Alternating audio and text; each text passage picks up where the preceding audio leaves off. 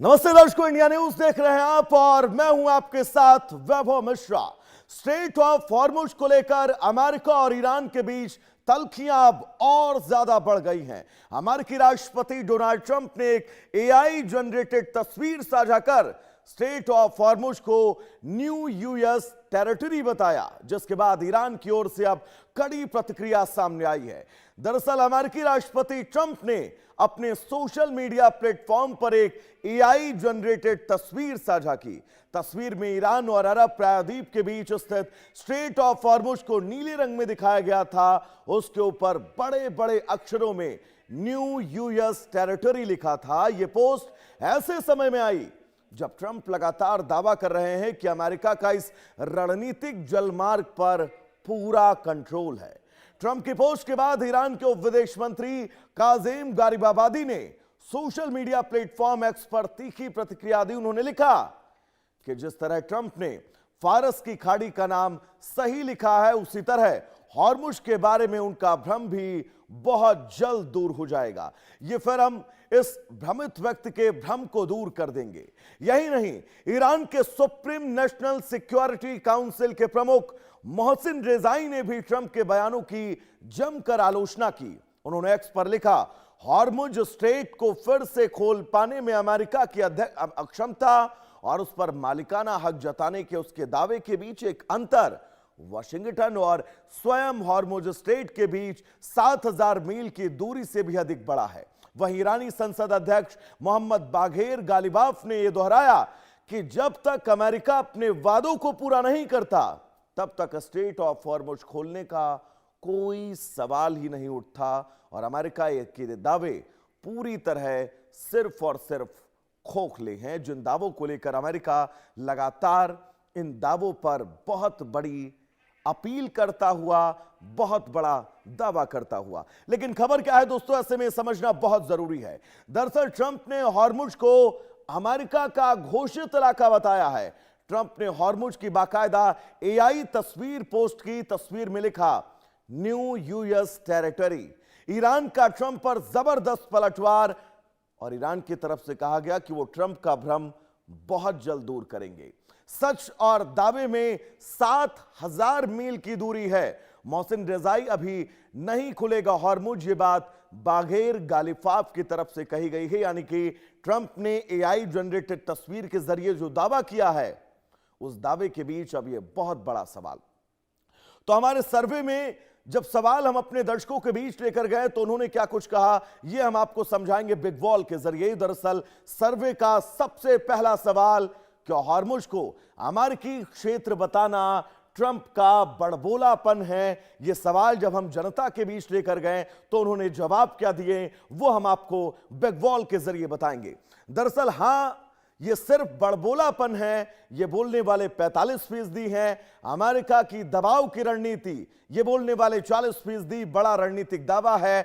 15% लोग ये मानते हैं, जबकि कुछ नहीं कह सकने वाले 0% हैं। यानी कि हर शख्स ने इस सवाल के जवाब में अपनी प्रतिक्रिया दी है और ये आंकड़े आपकी टीवी स्क्रीन पर। अगला सवाल क्या है, दरअसल क्या अमेरिका वास्तव में हॉर्मुज पर अपना नियंत्रण स्थापित कर सकता है? इन दावों के बीच सच्चाई कितनी है, यह सवाल भी हम जनता के बीच लेकर गए। उसके जवाब बिग स्क्रीन पर आपके सामने। हां, अमेरिका सक्षम है, यह मानने वाले 28% दोस्तों लोग हैं। सैन्य कार्रवाई आसान नहीं है, 43% लोग ये मानते हैं कि सैन्य कार्रवाई दोस्तों आसान नहीं है। 27% लोग ये मानते हैं कि इसमें ईरान का पलड़ा भारी है, जबकि 2% लोग ये मानते हैं कि वो कुछ भी नहीं कह सकते, कोई टिप्पणी नहीं कर सकते। अगला सवाल आपकी टीवी स्क्रीन पर बिग वॉल के जरिए, क्या ट्रंप की एआई तस्वीर से अमेरिका ईरान तनाव अब और बढ़ेगा? जिस तस्वीर को अमेरिका ने जारी किया है, एआई जनरेटेड तस्वीर, उसके जवाब हां, तनाव और बढ़ेगा। यह मानने वाले 43% हैं, क्योंकि ईरान लगातार पलटवार कर रहा है, ईरान पर दबाव बढ़ाने की कोशिश होगी। यह मानने वाले 26% हैं। यह सिर्फ सोशल मीडिया का बयान है, यह मानने वाले 23%, जबकि कुछ नहीं कह सकने वाले 8% हैं। यहां पर यह प्रतिशतता बढ़ी है। अगला सवाल क्या है आपकी टीवी स्क्रीन पर, क्या हॉर्मुज को लेकर ट्रंप का दावा सिर्फ दबाव बनाने की रणनीति मात्र है, ये मानने वाले 61% लोग हैं और ये बहुत बड़ा आंकड़ा कि हां ये दबाव वाली रणनीति है। विकल्प नंबर 2, ईरान को सीधी चुनौती है, ये मानने वाले 10% हैं और 26% ये मानते हैं कि ये अमेरिका को चुनौती है। सर्वे का आखिरी सवाल, क्या ईरान को हॉर्मुज स्ट्रेट खोल देना चाहिए? इसके जवाब क्या हैं आपकी टीवी स्क्रीन पर? हां, तुरंत खोल देना चाहिए, यह मानने वाले 48% हैं। शर्तों के साथ खोलना चाहिए, यह मानने वाले 35% हैं। अभी बंद रखना चाहिए, यह मानने वाले 17% हैं। कुछ नहीं कह सकने वालों का आंकड़ा 0% है। तो यह वो आंकड़ा जो आपकी टीवी स्क्रीन पर, ये वो तमाम सवाल आपकी टीवी स्क्रीन पर, जिन सवालों को लेकर हम दर्शकों के बीच गए, उनसे उनके मन को हमने टटोला कि हॉर्मुज स्ट्रेट पर इस वक्त जो हालात, जो स्थितियां हैं, उन स्थितियों को लेकर उनका क्या कुछ कहना है। हमारे साथ यूके देवनाथ साहब जुड़े हुए हैं, रक्षा विशेषज्ञ हैं। देवनाथ साहब, बहुत स्वागत है आपका इंडिया न्यूज पर। श्रुति दास जी भी हमारे साथ जुड़ी हुई, मैम आपका भी बहुत स्वागत है इंडिया न्यूज पर। देवनाथ साहब, शुरुआत में आपसे ही करना चाहूंगा, यह तय माना जा रहा था कि जिन तस्वीरों को लेकर अब पूरे विश्व में स्थितियां गंभीर हो सकती हैं, उन तस्वीरों को एआई जनरेटेड ही सही, लेकिन ट्रंप ने साफ तौर पर कह दिया कि भाई ये तो हमारा हिस्सा है, अब ये अमेरिका की टेरिटरी है। इस पर आपकी क्या प्रतिक्रिया है कि ईरान अब इन तस्वीरों के बीच क्या कर सकता है? देखिए, एक ही चीज कह सकते हैं कि ट्रम्प जो है दुनिया में अपने को ज्यादा से ज्यादा हास्यास्पद बनाने पर तुले हुए हैं। हम्म, जब वो इस तरह की एआई जनरेटेड इमेज डालते हैं, जब वो कहते हैं कि स्टेट ऑफ हार्मुज जो है वो ये अमेरिका का जमीन है, तो दुनिया भर में जितने सीरियस एक्सपर्ट्स हैं, चाहे वो मिलिट्री एक्सपर्ट्स हों, पॉलिटिकल या डिप्लोमेटिक एक्सपर्ट्स हों, सब मुस्कुरा ही सकते हैं, इससे ज्यादा और क्या करें। लेकिन इसमें कोई शक नहीं है कि अमेरिका कोशिश कर रहा है कि स्टेट ऑफ हॉर्मुज पर अमेरिका की नेवी का दबदबा क्रमशः और ज्यादा बढ़े।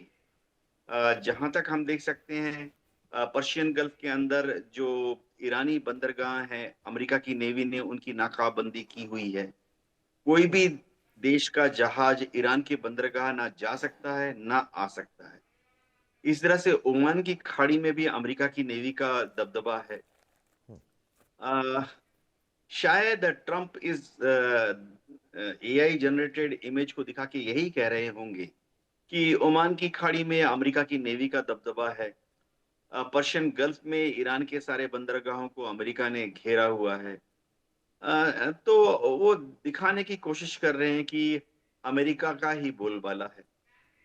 साइकोलॉजिकल वॉरफेयर का हिस्सा है। जमीनी हरकत यानी समुद्री हकीकत थोड़ा सा अलग है। जी जी।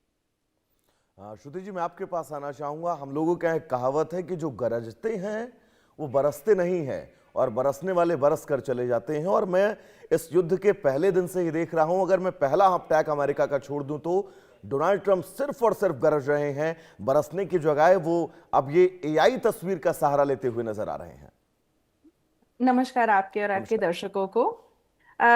जी, मेरी मान्यता ये है कि ट्रम्प ना सिर्फ गरजते नहीं हैं, वो एक मिक्स्ड बैग खेलते हैं। कभी कभी सिर्फ गरजते हैं, कभी कभी सिर्फ एक्शन लेते, पता भी नहीं चलता, हवा भी नहीं लगती, और कभी कभी गरजते भी हैं और बरसते भी हैं। तो इनको हम अपनी कहावत में ढालना थोड़ा मुश्किल है, और आई थिंक यही ट्रम्प रेजिम की प्लस पॉइंट है कि कोई प्रिडिक्ट ही नहीं कर पा रहा है कि ये आगे कैसे कदम उठाएंगे। रही ये एआई तस्वीर की बात, तो इस आप नोट करेंगे कि उन्होंने 51st स्टेट बोला था कनाडा को, ग्रीनलैंड को भी उन्होंने अपने टेरिटरी डिक्लेयर कर दी थी ऐसे ही एआई जनरेटेड मैप के अंदर। वेनेजुएला को लेकर भी उन्होंने ऐसी बात करी थी, क्यूबा को लेकर भी ऐसी बात करी थी कुछ। तो ये बातें बहुत सेट हैं कि वो जनरली जब मैप मूव निकालते हैं उसके बाद कुछ कार्रवाई तो होती है उनका मैप निकालने का। और ये जैसे उन्होंने ओमान को लेकर एक बहुत ही घृणात्मक बात करी कि हम उनको बहुत ज़्यादा बॉम्बों से, एक वेरी अनपार्लियामेंट्री वर्ड के साथ उन्होंने उसका रेफरेंस लिया कि हम उन पर बहुत सारे बम गिराएंगे। उन्होंने ईरान को लेकर बहुत सारी बातें करी अभी लेटेस्ट, और ये बातें होनी थी। मेरे जैसे कई विशेषज्ञ जो हैं, जो इस पर्टिकुलर वॉर को स्टडी कर रहे थे, वो ये कह भी रहे थे कि आप फीफा वर्ल्ड कप खत्म होने दीजिए, उसके बाद देखिए ट्रंप और ईरान के अंदर कैसे ये दोबारा से गर्मा गर्मी शुरू हो जाएगी। और वो वर्ल्ड कप खत्म हुआ, इनका एमओयू खत्म होने से पहले पहले ही आपने जो है बातों की चल रही थी बातें, उसके अंदर आप समझ सकते थे कि ये किसी भी तरह से पीस कॉन्वर्सेशन की तरफ नहीं जा रहा है। और एमओयू खत्म होने से पहले पहले ही दोनों देशों ने डिक्लेयर कर दिया था कि वो डिप्लोमेटिक टेबल पे नहीं आएंगे। तो इसका मतलब यही है कि ट्रम्प ने जो बात कही है वो या तो अपना इंटेंट दिखाने के लिए करी है कि वो किसी तरह से, वो लीगली तो यूएस टेरिटरी नहीं हो सकती, बट हो सकता है ओमान को धमका के, तो जो ओमान और ईरान के बीच में जो समझौता चल रहा था, जिसके बीच में वो दोनों मिल के स्ट्रेट ऑफ हॉर्मुज में से पैसे बनाएंगे, वो ओमान में शायद ओमान अपना कंट्रोल यूएसए को दे दे या किसी यूएस कंपनी के थ्रू करे जिससे यूएस को भी प्रॉफिट जाए। एक ये अंदाजा हो सकता है। दूसरा ये अंदाजा हो सकता है कि वो थोड़ा डर फैलाना चाहते हैं, दहशत फैलाना चाहते हैं, जो वो हर बार करना चाहते हैं, क्योंकि जब भी उन्होंने कोई मैप निकाला उसके बाद इंटरनेशनल रिएक्शंस हुए और कोई कॉन्वर्सेशन हुई, तो मे बी ये उनकी तरफ से एक कॉन्वर्सेशन स्टार्टर के लिए उन्होंने एक मैप जारी किया है। और तीसरा, जैसे वेनेजुएला का केस अगर हम देख लें, तो वो अपनी बातों के बाद सीधा एक्शन में भी गए। मेरा हिसाब ये है कि वो जरूर चाहते हैं कि ईरान थोड़ा घबराए, थोड़े उसके नेगोशिएटर्स जो हैं वो आगे आए और बोले कि नहीं नहीं हम चलो बात करते हैं, और साथ ही साथ वो एक जो है कॉन्फ्लिक्ट जोन दोबारा एक्टिवेट करवाना चाहते हैं। वो बिना कॉन्फ्लिक्ट के नहीं करेंगे क्योंकि इनके भी पोल ड्रॉप करे हैं और नेतन्याहू तो अपने कॉम्पिटिटर के एक पॉइंट पीछे भी हो गए हैं, एक सीट पीछे भी हो गए हैं। उनकी पार्टी जो इजराइल में अक्टूबर में इलेक्शन लड़ेगी, तो ये दोनों लीडर्स को अपने आने वाले मिड टर्म्स या इलेक्शंस के अंदर अपने प्रोस्पेक्ट्स घटते नजर आ रहे हैं, और इन घटते प्रोस्पेक्ट्स के चलते बिल्कुल, और ये लोग कुछ अपने जरा आप बड़ा को आपको धमाका जनता करना के बीच साबित भी चाहेंगे। करना है कि जिस जंग को हमने वैश्विक स्तर पर शुरू किया, वो जंग, अब इस जंग में हम बहुत आगे हों, और शायद ये उसी का नतीजा है कि डोनाल्ड ट्रंप को आज ये तस्वीर जारी करनी पड़ी। दिनाज साहब, अगर मैं आपसे हॉर्मुज स्ट्रेट के भविष्य की बात करूं, तो हॉर्मुज स्ट्रेट का भविष्य आने वाले 10 सालों बाद आप क्या देखते हैं? क्या ये वाकई इस पोस्ट की तरह अमेरिका की टेरिटरी हो सकता है, या फिर ईरान इन तस्वीरों से इतर ऐसा कभी नहीं होने देगा, वो लड़ता रहेगा, जूझता रहेगा? वैभव जी, इसमें कोई शक नहीं कि आने वाले 10 सालों के अंदर भी अमेरिका स्ट्रेट ऑफ हॉर्मुज को अपनी टेरिटरी तो नहीं बना पाएगा जी।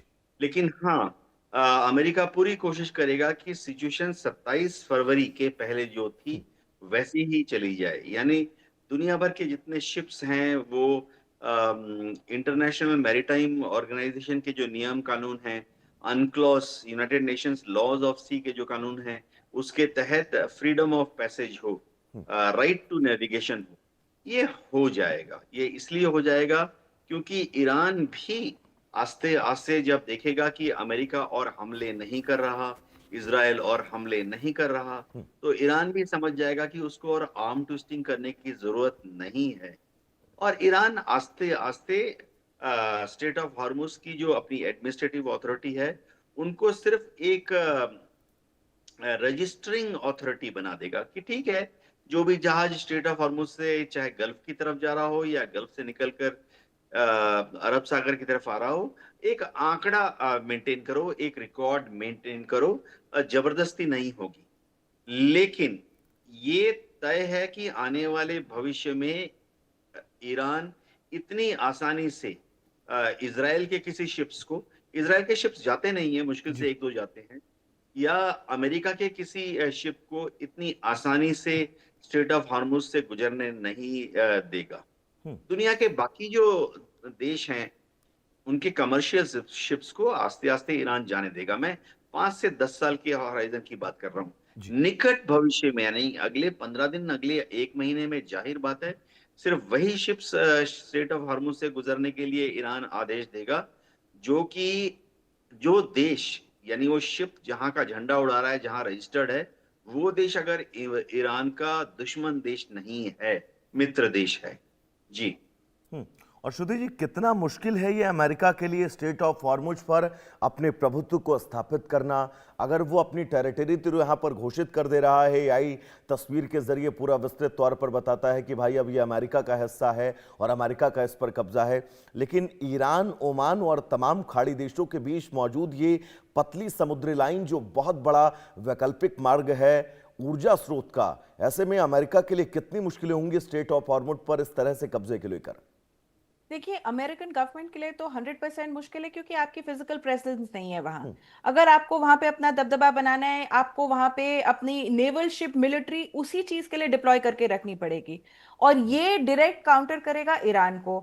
तो अगर जैसे बिना बिना डायरेक्ट निशाना ताने हुए ईरान की तरफ, आप बहरीन कुवैत का हाल देखिए, उनको तो डिक्लेयर ही कर दिया है ईरान ने कि वो हमारे एनिमीज हैं। उन्होंने जो है यूएस की बहुत ज्यादा अग्रेसिव यूएस फोर्स को उन्होंने शय दी थी। अभी आज के दिन का ही ईरान के किसी मिनिस्टर का वो निकला है स्टेटमेंट, कि उन्होंने कहा कि जो देश अग्रेसिव यूएस फोर्सेस को अपने यहाँ मिलिट्री बेस बनाने देगा या अपने यहाँ प्रेजेंस बनाने देगा, वो हमारा एनिमी है। तो आप अगर अपनी मिलिट्री वहां नहीं लगा सकते, वो आपकी टेरिटरी वहां नहीं है, तो किस तरह से आप उस स्टेट को कंट्रोल कर सकते हैं? तो इसमें मैंने जैसे पहला विकल्प कहा था, वो वही आएगा कि कोई अमेरिकन कंपनी ओमान के अंदर, ओमान पे प्रेशर डाल के कोई अमेरिकन कंपनी जो है वो वहां से प्रॉफिट्स एक्सट्रैक्ट कर सकती है, अगर अमेरिका को वहां से कुछ अपना प्रॉफिट बेस्ड वाला चाहिए होगा।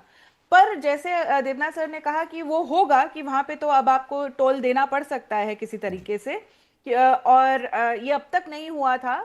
तो अगर वहां टोल देने वाली बात हुई, तो ये स्थिति जो है आपके वॉर से पहले की स्थिति पे कभी नहीं जा पाएगी। मतलब वहां से ऑयल आना और महंगा ही होगा। तो ऑयल प्राइसेस जो है, चाहे आज के दिन में सब लोग अपने जो हमारे दर्शक और जो लोग इस खबर को लगातार ट्रैक कर रहे हैं, वो थोड़ा सा इन चीजों को लेकर कंफ्यूज हो रहे हैं। इस युद्ध की शुरुआत जब अमेरिका की तरफ से की गई, इस शुरुआत में अमेरिका का मेन मोटिव क्या था, उसका लक्ष्य क्या था? ईरान परमाणु संपन्न देशों की श्रेणी में शामिल ना हो, ये चाहता था, या फिर पश्चिमी एशिया और मिडिल ईस्ट में उसका दबदबा कायम रहे, वह ये चाहता था, या फिर स्ट्रेट ऑफ हॉर्मुज पर अपना कब्जा?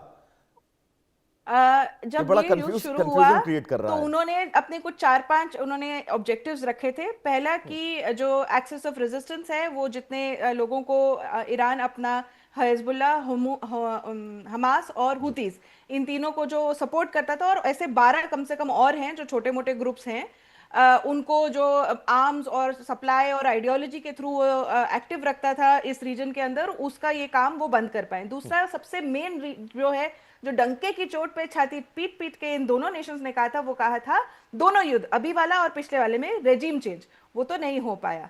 तीसरा बोला किसी भी तरह से उन्होंने न्यूक्लियर हथियार नहीं आने देंगे, और साथ में कहा कि जो इनकी बैलिस्टिक मिसाइल कैपेसिटी है उसको भी ये नेस्तनाबूद कर पा देंगे। तो न्यूक्लियर वाले पे तो अभी भी हमें नहीं कोई क्लैरिटी है कि वो बन भी रहा था कि नहीं बन रहा था, या कितना बन रहा था। उसके बाद अब वो आगे क्या, उसके क्या डिसीजन पे वो खड़े होंगे। बैलिस्टिक मिसाइल की उन्होंने काफी फैक्ट्रीज को नुकसान पहुंचाया, ये तो बात सही है, और काफी उनके जो लॉन्चर्स हैं, उनके बेसेस जो हैं, उस पे भी काफी मिलिट्री नुकसान तो अमेरिका और इसराइल के फोर्सेस ने किया है, ये एक स्थित फैक्ट है। पर कितना है वो अभी भी उस पे क्लैरिटी किसी को नहीं है। दिनवाद साहब तो के ये पास दो मैं चार चलना चीजें जो चाहूंगा। हैं। श्रुति जी, मैं लौटूंगा आपके पास। दिनवाद साहब, हम लोग के यहाँ एक कहावत है कि आए थे हरिभजन को ओटन लगे कपास। आप करने क्या आए थे, कर क्या रहे हैं, कब्जा क्या करने आए थे, स्थितियां क्या है, ये किसी को कुछ नहीं समझ में आ रहा है। आप जहां पर आपको ये लग रहा है कि हम ये चीज दिखाकर पूरी दुनिया में छा सकते हैं, आप वो अनाउंस कर दे रहे हैं। लेकिन दो सबसे महत्वपूर्ण रास्ते समुद्र के, पहला स्ट्रेट ऑफ हॉर्मुज, दूसरा ये लाल सागर का रास्ता। कैप्टन साहब, ये दोनों रास्ते कितने महत्वपूर्ण हैं, और अगर इन दोनों रास्तों पर कोई अपना प्रभुत्व पूरी तरह से स्थापित कर लेता है, तो इस दुनिया में क्या वो ये मानकर चला जाए सबसे ज्यादा ऊर्जा के इन तमाम परिवहनों का वो संचालक होगा, और स्थितियां उसके हाथ में कंट्रोल में रहेंगी? इसमें कोई शक नहीं है कि जहां तक स्ट्रेट ऑफ हॉर्मुज की बात है, जी। दुनिया की कच्चे के तेल की सप्लाई का करीबन 25% यहीं से गुजरता है। तो जाहिर बात है कि जिस भी देश का कंट्रोल होगा, उसकी दुनिया में इंट्रिंसिक पावर यानी छुपी हुई ताकत बढ़ जाएगी। ईरान ने तो 27 फरवरी के पहले स्ट्रेट ऑफ हॉर्मुज को कभी भी कंट्रोल करने की कोशिश नहीं की, लेकिन 27 फरवरी के बाद उन्हें मजबूरी में स्ट्रेट ऑफ हॉर्मुज कंट्रोल करना पड़ रहा है, क्योंकि वही एक तरीका है जिससे वो अमेरिका के ऊपर इनडायरेक्ट प्रेशर बना सकते हैं। जहां तक अमेरिका की बात है, देखिए अमेरिका फिलहाल भूल गया है, ईरान में सत्ता परिवर्तन अमेरिका भूल गया है, ईरान के कच्चे तेल के रिफाइनरीज और ड्रिलिंग रिग्स पर कंट्रोल अमेरिका भूल गया है, ईरान का न्यूक्लियर बम बनाने का उद्देश्य अमेरिका भूल गया है, ईरान में 400 किलो न्यूक्लियर संशोधित न्यूक्लियर यूरेनियम है, अमेरिका भूल गया है। अमेरिका सिर्फ एक ही चीज पिछले 2 महीने, 1 महीने, 15 दिन से गिड़गिड़ा रहा है, गिड़गिड़ा रहा है कि जी। स्टेट ऑफ हार्मुज जो है उसको सेफ जोन बना दें। जी। जहां तक बाब एल मंडेब की बात है, वो एक साइड शो है। लाल सागर से दुनिया का करीबन 15% टोटल सी रूट से जो भी सब, ना सिर्फ कच्चा तेल गैस वरन दूसरा जो कमर्शियल ट्रैफिक है वो व्यापारिक भी मार्ग है जाता बड़ा। है, व्यापारिक। जी। तो बाब एल मंडब में उन्होंने बहुत क्लियर कर दिया हुती ने कि वो सी ट्रैफिक को रोक नहीं रहे हैं। 90% जो ट्रैफिक है वो खुला हुआ है, हुती ने ऐलान कर दिया है ऑफिशियली। लेकिन हुती ने कहा कि अगर कोई जहाज, व्यापारिक जहाज अगर सऊदी के पोर्ट की तरफ जा रहा है या सऊदी के पोर्ट से निकल के आ रहा है तो उसको वो बाब एल मंडेब में इंटरसेप्ट करेंगे। अब ये इंटरडिक्शन काफी सक्सेस भी लग रहा है। करीबन देखिए हर रोज 1 या 2 इंटरसेप्शन की खबर आ रही है। हाँ, पिछले हफ्ते कम से कम 4 शिप्स को क्षति पहुंचाई गई है। तो ऐसे में दुनिया भर के जो शिपिंग कंपनीज हैं उनको हुती ने अभय दान दिया है। क्या? अभय कि दान। अगर आप अरब सागर से होते हुए लाल सागर आते हो और लाल सागर से आप सुएज कैनाल की तरफ जा रहे हो, भूमध्य सागर की तरफ जा रहे हो, आप अनाउंस करो और जाओ, भय की कोई बात नहीं है। इसी तरह से अगर हुती ने अभय दान दिया हुआ है दुनिया भर के शिपिंग कंपनी के मालिकों को कि अगर आप अटलांटिक सागर से आ रहे हो, लाल सागर में आए हो, सुएज कैनाल क्रॉस करके आप लाल सागर में आ रहे हो, उसके बाद अरब सागर और हिंद महासागर की तरफ जा रहे हो, जाओ, डरने की कोई बात नहीं है। खतरा सिर्फ हुती ने क्लियर कर दिया है कि आप चाहे सुएज कैनाल की तरफ से आओ या अडन की खाड़ी की तरफ से आओ, जी। आप अगर सऊदी पोर्ट में जा रहे हो फिर आपको खतरा है। जी। और यही बहुत महत्वपूर्ण है कि ये दोनों समुद्री रास्ते और इन दोनों रास्तों पर दुनिया की हर बड़ी ताकत ये चाहती है कि उनका कुछ हद तक तो प्रभुत्व जरूरी हो। फिलहाल आप दोनों मेहमानों का बहुत बहुत शुक्रिया हमारे साथ जुड़ने के लिए और इन तमाम जरूरी जानकारियों को हमारे दर्शकों तक पहुंचाने के लिए। तो चलिए इस बीच आगे बढ़ेंगे। बड़ी खबर आपको बता दें, ईरान ने यूएई का दूसरा